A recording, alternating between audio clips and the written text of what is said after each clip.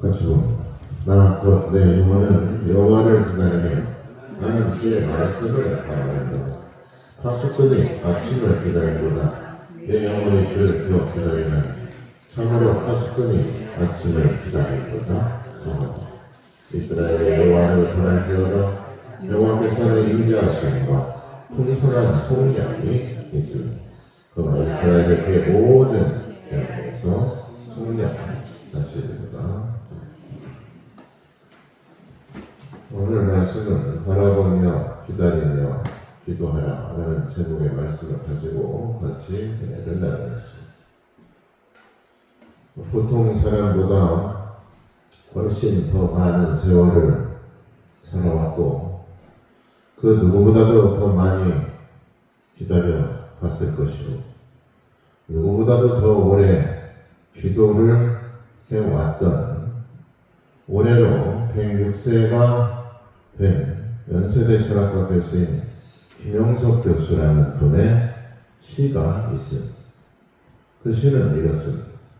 내 세월 다하는 날 슬픔 없이 가게 하여 주소서. 초대 없이 온 이 세상 정주고 받으며 더불어 살다가 귀천의 그날은 모두 다 잃어버리고 빈손과 빈 마음으로 떠나기를 약속하고 왔나니 내 시간 멈추거든 그림자 사라지듯 그렇게 가게 하여 주소서. 한 세상 한 세월 사랑하고 즐겁고 괴로웠던 생애였나니 이 세상의 모든 인연들과 맺어온 그 아름답고 소중한 추억들이 허락 없이 떠나는 그날의 외로움으로 슬프게 지워지지 않게 하여 주소서. 다만 어젯밤 잠자리에 들듯 그렇게 가고 보내는 이별이 되게 하여 주소서. 아울러 사랑하는 나의 가족들이 슬픔과 외로움을 잊고 이 세상의 삶을 더욱 알고 깨달아 굳건히 나의 살아가는 지혜와 용기를 갖게 하여 주소서. 아름다운 이 세상 마지막 소망을 아름답게 이루고 아름답게 떠나가게 하여 주소서. 귀천하는 그날, 다시 말해서 하늘로 돌아가는 순간 빈손과 빈 마음으로 떠나기를 약속하고 왔다라고 106세의 철학자는 그렇게 말하고 있습니다. 어차피 하늘로 돌아갈 때는 모든 것을 이 땅에 두고 떠나야 하는 것이고 심지어는 세상과의 모든 인연도 정리할 수밖에 없는 것이고 아무것도 가지고 갈 수 없다는 것을 우리는 이미 살면서 터득하고 깨달아 살아가고 있습니다. 그러나 세상을 살면서 육신의 욕심과 탐욕으로 인해서 시간과 세월을 낭비하고 살아가고 있는 것은 아닌지 우리는 돌아봐야 되는 것입니다. 우리에게는 또한 아름다운 추억만을 남긴 채 떠날 수 있어야 한다는 것이죠. 그런가 하면 세상과 이별하는 순간에도 마치 잠자리에 들듯 그렇게 조용하게 이 세상을 떠나게 해달라고 노구의 철학자는 그렇게 기도하고 있습니다. 그렇게 볼 때 무엇이 과연 호상일까? 잠자리에 들고 깨어나 보니 하나님의 나라에 내가 있는 것이 얼마나 큰 호상인지를 우리가 알 수가 있습니다. 그보다 더 좋은 마지막이 과연 어디 있을까요? 그리고 지혜와 용기와 그리고 소망을 갖게 해달라고 약속과 기다림으로 지금껏 살아왔고 기도로 살아왔던 106세의 철학자가 남긴 소망의 기도문이라고 할 수가 있습니다. 우리는 과연 무엇을 기다려 또 무엇을 바라며 무엇을 기도하고 살아가고 있습니까? 하나님께서 우리에게 축복을 약속하셨으면 우리는 그 약속이 이루어지도록 얼마나 기도했으며 또 얼마나 기다렸느냐는 말입니다. 사실 살면서 깨닫게 되는 것은 기다리지 못해서 낭패를 보게 되거나 참지 못해서 일을 그르치는 경우가 너무나도 많이 있습니다. 결국 기다림이 지혜로운 인생을 살아가는 한 단편이라는 사실을 우리는 또 한 번 깨닫게 됩니다. 그렇게 본다면 기다릴 줄 아는 사람이 더 많이 행복할 수 있는 것이 아닐까 생각해 보는 것이죠. 왜냐하면 좋은 추억을 더 많이 만들 수 있을 것이고 더 많은 시간을 기도할 수가 있기 때문이라는 것입니다. 한국 사람이 성격이 급하다고 말을 하죠. 그래서 해외에 나가서도 한국 사람인지 아닌지 알아가는 방법이 몇 가지가 있습니다. 커피 자판기에 눌러놓고 나오기도 전에 그 안에 손이 들어가 있으면 한국 사람입니다. 뜨거운데 뭐하러 거기 손을 듣고 있는지 15초만 기다리면 됩니다. 또 있어요. 편의점 가면 컵라면 3분 되지도 않았는데 뚜껑을 열었다가 10번 하는 거. 그러면 한국 사람. 또 한국 사람이 빠른 걸 좋아하는 이유를 보면 인터넷 광 속도를 보면 알 수 있어요. 세계에서 최고로 빨라요. 우리나라 사람이 외국 가서 인터넷 하려면 답답해가지고 못한다는 거예요. 그만큼 한국 사람은 빠른 걸 좋아합니다. 그런데 보십시오. 잠언 18장 13절에 뭐라고 말하냐면 사연을 듣기 전에 대답하는 자는 미련하여 욕을 당하느니라. 그렇지 않습니까? 남의 얘기가 다 들어보지도 않고 자기 마음대로 속단하거나 단정 짓는 경우는 어떻습니까? 올바른 판단을 내릴 수가 없겠죠.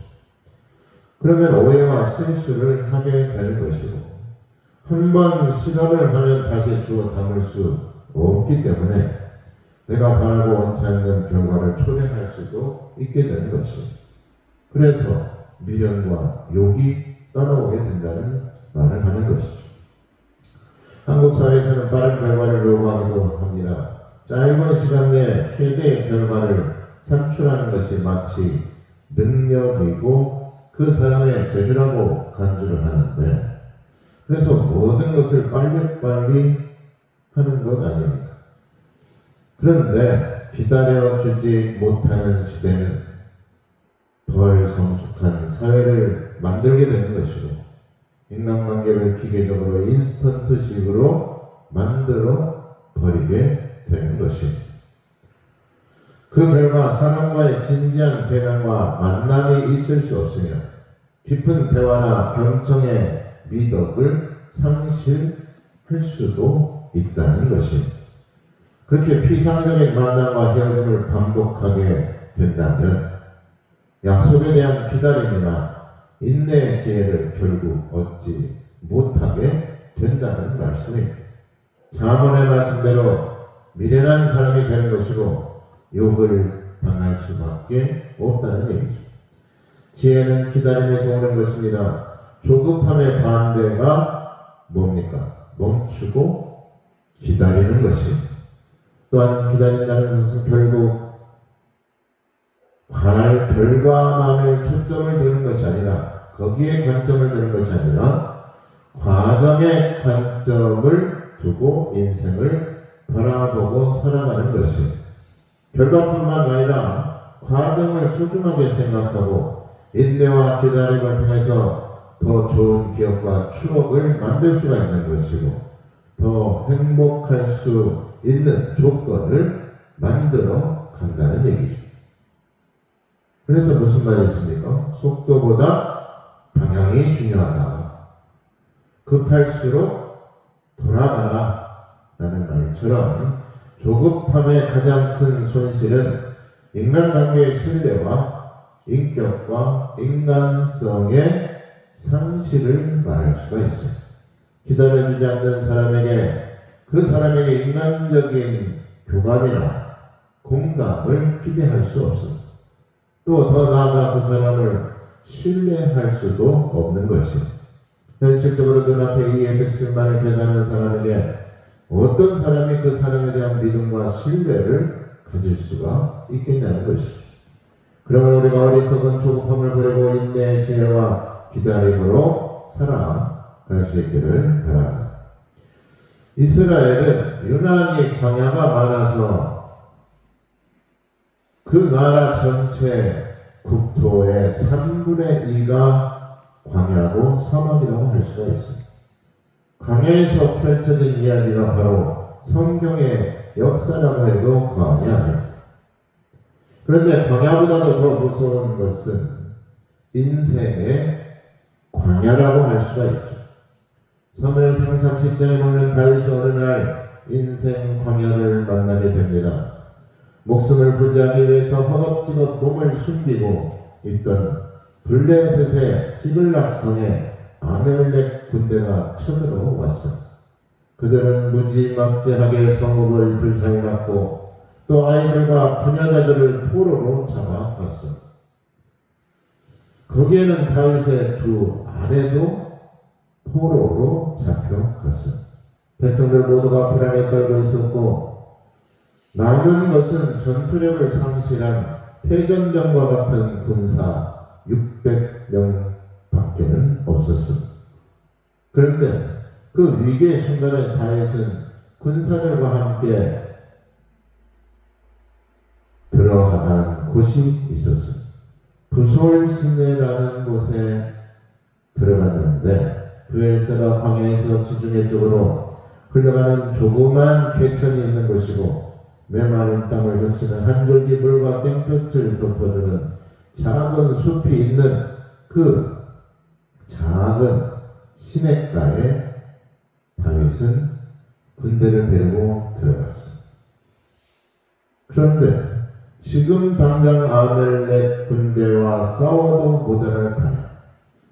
지금 당장 아멜렉 군대를 쫓아가도 될까 말까 한데 왜 다윗은 한가하게 시냇가의 부솔 시내로 과연 들어갔을까? 왜 다윗은 그 헌적한 풀밭으로 들어갔을까? 다윗이 부솔 시내로 들어간 이유는 멈춰야 하나님의 음성을 들을 수 있기 때문에 그렇습니다. 멈춰야 하나님께 기도할 수 있기 때문이었던 것입니다. 아멜렉을 쫓아 달려가기 전에 하나님 앞에 멈춰서 하나님의 약속의 말씀을 기다리고 들어야 했기 때문인 것입니다. 다윗은 그날 밤 멈춰서 하늘의 소리를 들었고 하나님의 음성을 듣고 힘을 얻게 됩니다. 사무엘상 30장 6절에 보면 백성들이 자녀들 때문에 마음이 슬퍼서 다윗을 돌로 치자 하니 다윗이 크게 다급하였으나 그는 하나님 여호와를 힘입고 용기를 얻었다. 다윗은 공경에 처했을 때 급하고 서둘르지 않았고 하나님 앞에 기도했고 하나님의 약속을 기다렸고 하나님을 바라보았다는 것입니다. 공경을 바랄 때 우리는 무엇을 바라봅니까? 하나님을 바라보시기 바랍니다. 그럴 때 하나님께서는 지혜를 주시고 피할 길을 우리에게 가르쳐 주시는 것입니다. 누구나 살다 보면 공경에 처할 때가 있습니다. 급할 수 있으나 우리는 그때 멈춰서 하나님을 바라봐야 됩니다. 멈춰서 하나님께 기도할 때 하나님께서는 우리에게 지혜와 용기와 도움을 주시는 것입니다.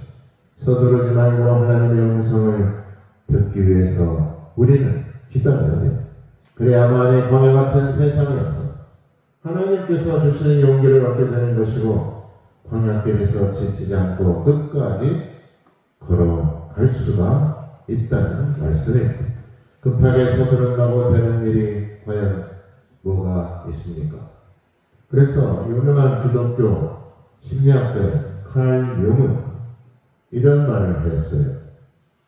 서두름은 마귀에게 나오는 것이 아니라 서두름 자체가 마귀인지 모른다 라는 말을 했어요. 미국의 철도 건널목에 세 마디 말이 새겨져 있다고 하죠. Stop, look, listen. 보라는 겁니다. 그리고 멈추라는 거죠. 그리고 들으라는 얘기입니다. 기차 소리를 듣기 위해서 걸음을 멈추고 기차가 오는지 안 오는지 바라봐야 되는 것이고 귀를 기울여야 된다는 것이에요. 시편 62편 5절에 나의 영혼아 잠잠히 하나님만 바라라. 대저 자의 소망이 저를 쫓아나는 것. 하나님을 바라보고 하나님의 약속을 끝까지 기다리며 소망을 품은 기도가 우리에게는 있어야 되는 줄 믿으시길 바랍니다. 콜드만 목사라는 분이 있는데 어느 한 부인이 자신이 처해 있는 복잡한 결혼 문제를 상담하러 찾아왔습니다. 그 부인의 처지에 대해서 자세히 들어본 후에 다음과 같이 권고를 했다고 해요. 부인 앞에 두 가지 길이 놓여 있습니다. 첫 번째 길은 당신 마음대로 그 문제를 해결하는 것입니다. 그러면 문제는 아마도 빨리 해결될 것입니다. 그러나 가정은 파괴되고 말 것입니다. 둘째는 주님을 바라보며 하나님의 약속을 기다리는 것입니다. 주님께서는 부인의 인내심을 여러 가지로 시험해 볼 것입니다. 그런데 결국 하나님을 신뢰하고 기도한다면 모든 문제가 해결될 것입니다. 자신의 뜻대로, 자신의 마음대로 조급하고 다급하게 결정을 내리면 결과는 어떻게 되겠습니까? 하나님께 맡기면 모든 과정에 선한 과정뿐만 아니라 결과까지도 좋아지는 것이에요. 내 마음대로 내 원하는 대로 살아갈 때 겉으로 보기에는 해결된 것 같아도 그렇지 못하다는 말씀이에요. 다시 반복되는 문제와 다시 그 악순환이 반복되는 것이에요. 그러므로 세상보다 크신 하나님을 바라봐야 되고 하나님께 맡겨야 되는 문제보다 크신 하나님께 우리의 문제를 맡기고 기도해야 되는 것이죠. 우리가 기다려야 될 것은 하나님의 약속된 축복의 말씀이며 그것이 이루어지기를 우리가 기도할 때 응답받는 삶을 살아갈 수가 있습니다. 하나님께서는 우리에게 원하시는 것은 우리가 하나님께 소망을 품고 기쁨과 평강으로 살아가기를 원하십니다. 로마서 15장 10절에 소망이 하나님의 모든 기쁨과 평강을 믿음 안에서 너희에게 충만하게 하사 성령의 능력으로 소망이 넘치게 하시기를 원합니다. 하나님이 원하시는 것은 우리가 소망을 갖고 그 안에서 기쁨과 평강을 얻으며 살아가는 것이다 라는 얘기죠. 따라서 한번 해보겠습니다. 신앙은 기다림입니다. 기다려야만이 하나님의 약속이 이루어지는 것입니다. 기다릴 때 기도가 응답이 되는 것입니다. 하나님께 소망을 두고 기다리는 자에게 구원이 이루어지게 되는 것입니다. 사도행전 1장 4절에 예루살렘을 떠나지 말고 내게 들은 바 아버지의 약속하신 것을 기다리라.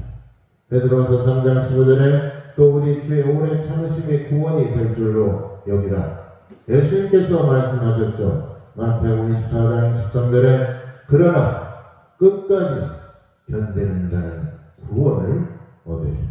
시편 37편 7절에 보면 여호와 앞에 잠잠하고 참아 기다리라. 자기 길이 형통하여 악한 꾀를 이루는 자를 인하여 불평하지 말지어다. 선한 일을 많이 한다면서 살았고 또 하나님의 교회를 위해서도 봉사도 많이 하고 헌신도 했는데 또 기도도 많이 했는데 응답이 없다고 생각하십니까? 그럴지라도 불평하지 말고 참고 인내하고 기다리십시오. 하나님은 도리어 역경과 고난의 보자기에 축복을 싸서 전해준다라는 말이 있습니다. 또 고난도 유익하다는 말이 있죠. 갈라디아서 6장 9절에 우리가 선을 행하되 낙심하지 말지니 포기하지 아니하면 때가 이름에 거두리라. 문제는 기다리지 못해서고 끝까지 기도하지 못하고 낙담하고 포기하기 때문이라는 얘기입니다. 시편 40편 1절에 보면 내가 여호와를 기다리고 기다렸나니 귀를 기울이사 나의 부르짖음을 들으셨도다 라고 말씀하고 있죠.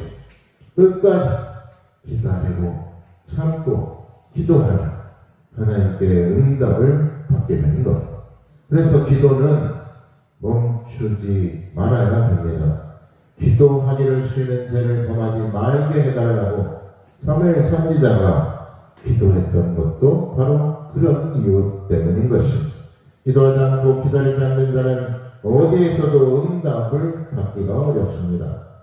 그래서 이런 말이 있어요. 하늘나라에는 되돌아온 소포가 아주 많이 있을 것이다. 참지 못하고 기다리지 못하고 기도를 멈췄기 때문에 하나님의 약속도 하나님의 응답도 되돌아온다는 것입니다. 가난한 과부가 재판장에게 애원할 때도 물러설 줄 모르고 계속해서 재판관에게 붙잡고 매달리니까 악한 재판관이라도 어떻습니까? 그 원한을 풀어준다 라고 예수님께서 말씀한 바가 있습니다. 끈질기게 부르짖을 때 응답을 받게 되는 것입니다. 구하고 찾고 두드려야 응답을 받는 것입니다. 응답될 때까지 기도하면 어떻습니까? 항상 응답을 받는 거예요. 가뭄이 오면 비 올 때까지 기도하면 비가 올 수밖에 없습니다. 공경하고 고난이 오면 축복이 임할 때까지 기도해야 되는 것입니다. 응답이 올 때까지 참아야 되는 것이고 응답이 올 때까지 기다려야 되는 것입니다. 그러면 마침내 때가 되면 하나님께서는 하나님의 선하신 방법대로 응답해 주시는 줄 믿으시기 바랍니다. 기도에는 왕도가 없습니다. 기도한 만큼 기도로 심은 대로 거두게 되는 것입니다. 하박국 2장 3절에 이 묵시는 정한 때가 있나니 그 종말이 속히 이르겠고 결코 거짓되지 아니하리라. 비록 더딜지라도 기다리자 지체되지 않고 정령 응하리라 라고 말씀하고 있죠. 하나님의 약속은 때가 되면 지체하지 않고 정령 응하게 되는 줄 믿으시길 바랍니다. 시편 60편 22절에 그 작은 자가 천명을 이루겠고 그 약한 자가 강국을 이룰 것이라. 때가 되면 나 여호와가 속히 이루리라 라고 말씀합니다. 하나님께 드리는 기도는 소망의 기도인 것입니다. 아무리 우리가 개인적인 소원이나 욕심을 구한다고 한들 누가 들어주십니까? 하나님의 약속된 축복이 이루어지는 것입니다. 그래서 구약은 하나님과의 과거의 약속, 신약은 하나님과의 현재의 약속, 약속이 이루어지는 것입니다. 평생을 경건하게 살았던 호나티우스 보나르는 아침에 해가 뜨면 창문을 열고 커튼을 젖히며 이렇게 기도를 합니다. 주여 이 아침에 오시겠습니까? 라고 기도를 합니다. 또 밤이 되면 창문을 닫으면서 이렇게 기도합니다. 주님 이 밤에 오시겠습니까? 라고 말하면서 항상 주님을 맞을 준비를 하며 살았다는 것이죠. 우리는 과연 어떤 준비를 하며 어떤 기도를 하면서 살아가고 있습니다. 시편 62편 5절 7절에 보면 나 영원한 잠잠히 하나님만 바라라. 물은 나의 소망이 그로부터 나오는도다. 오직 그만이 나의 반석이시오 나의 구원이시오 나의 요새시오 내가 흔들리지 아니하리로다. 나의 구원과 영광이 하나님께 있으며 내 힘의 반석과 피난처도 하나님께 있도다. 우리에게 가장 중요한 것은 신앙을 하는 이유는 뭡니까? 우리가 예수님을 믿는 이유는 과연 무엇일까? 그것은 바로 구원을 받아야 되기 때문에 그렇습니다.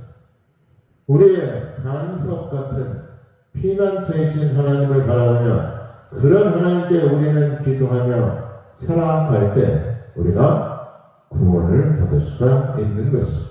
누가 우리의 기도를 들어주실 수가 있으며 누가 우리에게 소망이 되는지를 우리는 깨닫고 살아가야 됩니다. 우리는 왜 하나님께 기도합니까? 하나님은 기도에 응답하실 수 있는 분이시기 때문에 그렇습니다.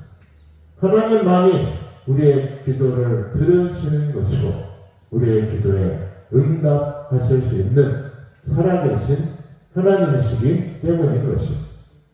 여러분, 우상은 응답할 수가 없습니다.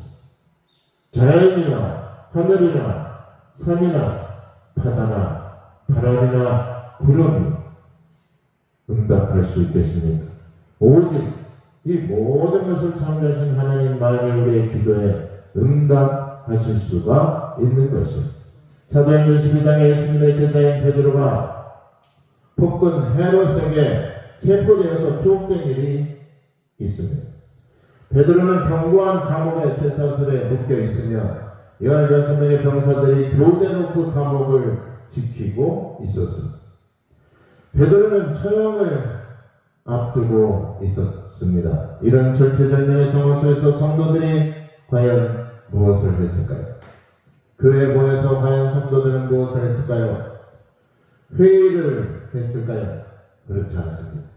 자기들끼리 머리를 조아리고 자기 주장을 펼쳐가면서 대화를 했을까요? 그렇지 않습니다. 그들은 모여서 한 마음과 한 뜻으로 베드로와 그 감옥에서 구출되기를 하나님 앞에 간절히 기도했습니다. 그러자 하나님의 응답이 임하게 됩니다. 놀라운 일이 그 감옥에 벌어지게 되는 것이죠. 베드로의 팔을 묶었던 착고와 사슬이 그 자리에서 풀렸습니다.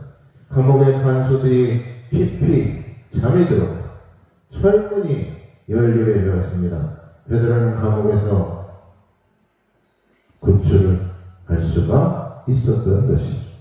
하나님만이 우리를 구원해 주실 수가 있습니다. 하나님만이 우리의 구원자가 되시는 것입니다. 돌팔매질에 맞아 죽어가면서도 하늘을 바라보며 해같이 기쁨과 소망을 품고 죽어갔던 스데반도, 불구덩이의 용광로에 털끝 하나도 상하지 않게 된 사드락과 메삭과 아벳느고 역시 하나님만을 바라보며 위기와 역경의 순간 하나님의 약속을 믿고 기다리며 기도로 승리했던 승리자였음을 우리가 믿고 우리들도 그렇게 기도하며 하나님을 기다리며 하나님을 바라보며 살아갈 수 있기를 예수님의 이름으로 축원합니다. 기도하겠습니다.